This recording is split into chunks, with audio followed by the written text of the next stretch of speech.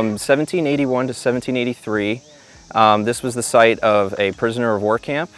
It housed British POWs from the battles of Saratoga and Yorktown. The site had basically made up of two compounds, Camp Security, which was a stockaded portion of the prisoner of war camp, and Camp Indulgence, which was an unguarded portion.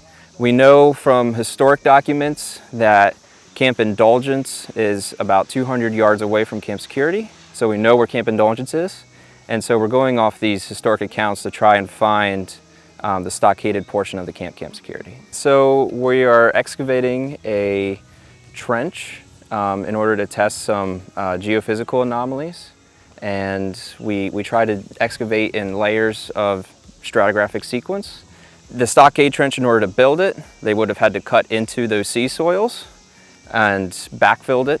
And if we're lucky, we'll be able to intersect that trench and see its scar essentially on the landscape. If we find our stockade, then we can start basically tracing that stockade to position ourselves, orient ourselves on the land a little bit. If we don't find it, we're going to continue trenching. The idea with this trench is to run it all the way down through all of our anomalies. If the anomalies turn out to be just geological, not cultural in any way, we're going to actually run a trench from here down this way.